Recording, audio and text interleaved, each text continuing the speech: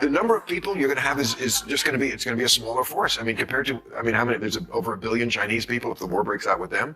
I mean, I don't want to get cataclysmic about this. These wars don't just happen out of thin air. I think that's my point. No, but we didn't start them. We didn't invade Ukraine and we didn't attack Israel. In today's video, we break down the fiery on-air clash between Tulsi Gabbard and Bill Maher on Real Time with Bill Maher, a debate that lit up the set and took aim at one of the most divisive questions in U.S. military policy: the draft. And this wasn't just friendly banter. Chris Matthews was also at the table, adding his own hard-hitting perspective. The conversation zeroed in on two big questions.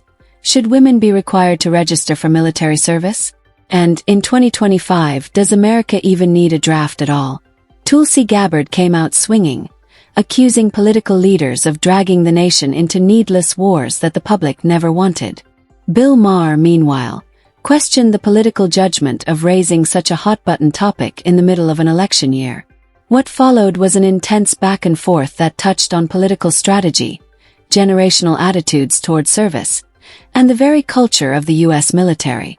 Stay tuned, because this wasn't just a debate. It was a reality check on whether America is quietly preparing for its next major conflict. Here with Chris Matthews and Tulsi Gabbard, and the first question is to you.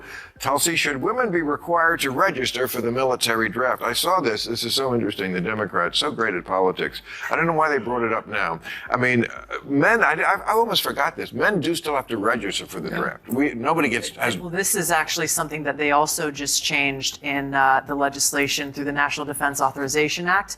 Just a few weeks ago, is now men don't have to register because they're automatically registering them as soon as they turn 18. Okay. So you don't have to actually, you don't get to fill out a card or anything anymore. But I remember I was about to be registered when I just turned 17 in 1973 when they were still drafting for Vietnam, and it was like, that was the year. It was like, oh, we're not, oh, it's like, oh boy, did I luck out on that one.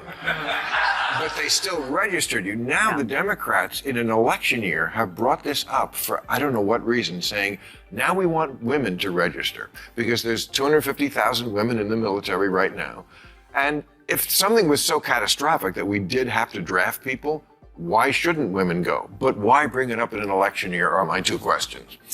Well, first of all, we shouldn't have a draft. At all? No, I don't think so. What if it's an emergency? Well, the fact that they're bringing this up now, to me, points to the fact that the only reason we would need a draft is because our warmongering politicians are starting wars that they know the American people aren't going to support. Bill Maher didn't mince words.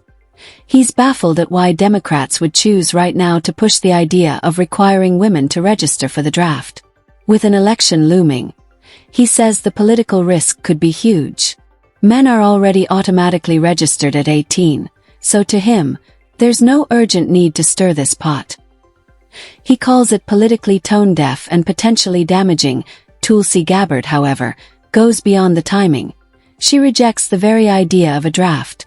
She argues it would only be necessary if politicians intended to involve the country in another unpopular war. And based on recent history, she says that's exactly what's on the table. Conflicts she labels as unnecessary and driven by a warmongering agenda. Gabbard draws a stark contrast between true national emergencies, like Pearl Harbor or 9/11, and wars like Iraq, which she says had neither moral legitimacy nor public backing. When you look at what happened after the attack didn't start the wars. Well, when you look at what happened, after the attack on Pearl Harbor, thousands and thousands of people from all across the country set aside their lives and volunteered because they wanted to go and fight for freedom and security and for peace. And you look at what happened after the attack on 9/11, so many Americans like myself, we enlisted to be able to ensure the safety, security, and freedom of the American people.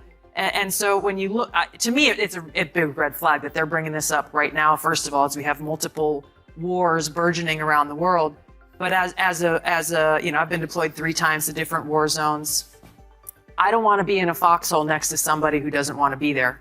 First of all, that bond and that trust that exists between servicemen and women who are, when bullets are flying is so essential. You don't want to have somebody next to you who's like, hey, I don't want to be here. I don't want any part of this. That creates just numbers. A problem. Come on. Sometimes well, it's just you're talking about life and death. You're talking about life and death. I know, but exactly. And if we need that numbers of troops, There just are the people in Gen Z. They're not going to volunteer. I've seen videos of them talking about it. I'm like, no, you're right. From there, Bill Maher shifts the focus to what he sees as a massive generational shift. He says Gen Z simply isn't interested in fighting America's wars the way previous generations were. Pointing to viral clips of young people openly refusing the idea of enlistment, Maher warns that this isn't just a passing mood. It's a cultural change that could cripple recruitment if a large-scale conflict ever broke out. In his eyes, it's a sign that America's future military strategy may have to adapt to a generation that just isn't willing to serve. Generation can't do it. The number of people you're going to have is just going to be, it's going to be a smaller force. I mean, compared to, I mean, how many, there's over 1 billion Chinese people if the war breaks out with them.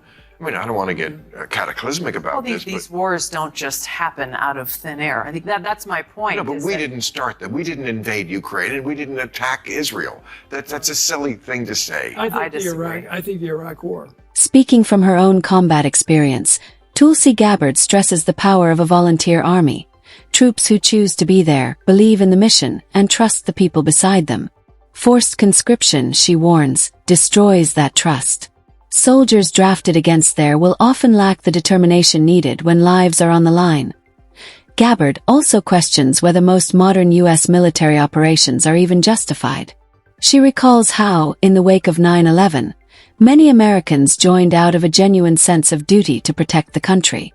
But today, she says, too many missions lack a direct connection to national security, making the draft not just unnecessary, but harmful to morale and public trust. I think the Iraq War was coming right out of the Dick Cheney's office. That's true. Oh, but that war. That's true. Yeah, that okay, one. well, that's not that Biden. Well, that's 200,000 dead people over there, and 4,000 of our people, and that was created by the neocons and Dick Cheney. Yeah. They did it. Chris Matthews jumps in to back Tulsi Gabbard, saying a draft has no place in today's America. He points to the Iraq War as proof, an intervention he calls a disaster that cost thousands of lives without delivering meaningful results.